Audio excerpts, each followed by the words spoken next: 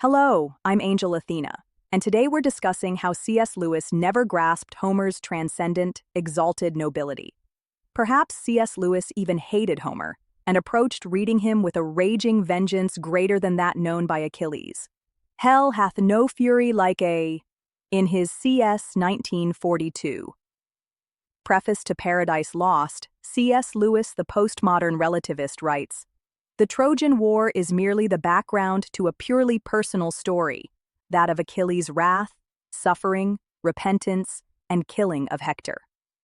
Where the common reader of the Iliad throughout history would have seen honor, nobility, friendship, beauty, epic poetry, morality, justice, perseverance, property rights, the family, endurance, suffering, loyalty, stoicism, art, philosophy, religion, and truth in Homer, Lewis sees wrath, suffering, and repentance.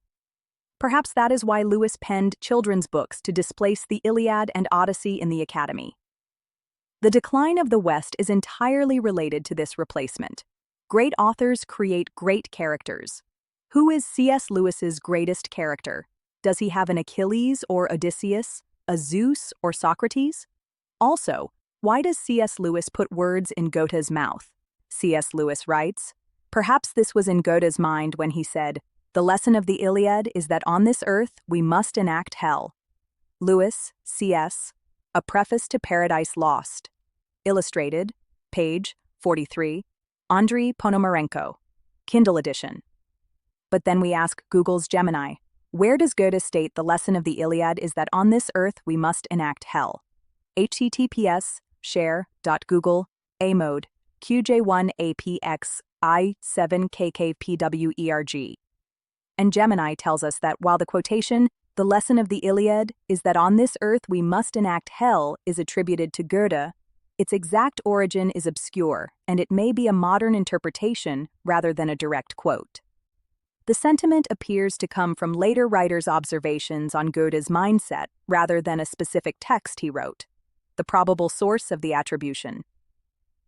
The quote is found in scholarly and theological commentary, where it is often presented as an interpretive summary of Goethe's views on Homer's epic poem. A secondary attribution. The idea most likely stems from a line in C.S. Lewis's 1942 Preface to Paradise Lost, where he discusses the feeling of futility in the Iliad. C.S. Lewis's work. In his text, Lewis recalls a friend suggesting that the Iliad's great lesson is that humanity must enact hell on earth, possibly attributing this thought to Goethe. The quote is therefore an interpretation or a passed-down idea, not a direct statement from Goethe himself. A theme consistent with Goethe. The idea that humanity creates its own suffering on earth is a theme that resonates with Goethe's work, particularly his play Faust.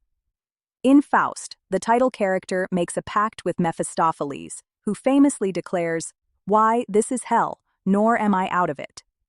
This suggests that the torments of hell can be found within the human experience.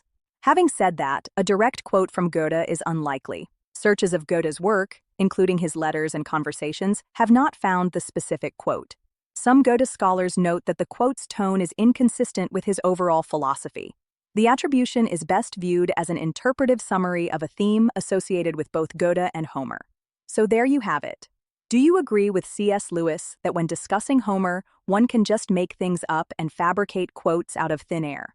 A 2013 article in The Guardian reported that, as a poet, Lewis is usually regarded as pretty useless. He hated all poets because he was a failed poet, says his biographer A.N. Wilson. He hated T.S. Eliot. He hated Louis MacNeice. See here for the article. https://www.theguardian.com books 2013 Nov 19 C.S. Lewis Literary Legacy. And so it is that C.S. Lewis hated Homer and approached reading him with a raging vengeance greater than that known by Achilles. For it is said, "Hell hath no fury like a..."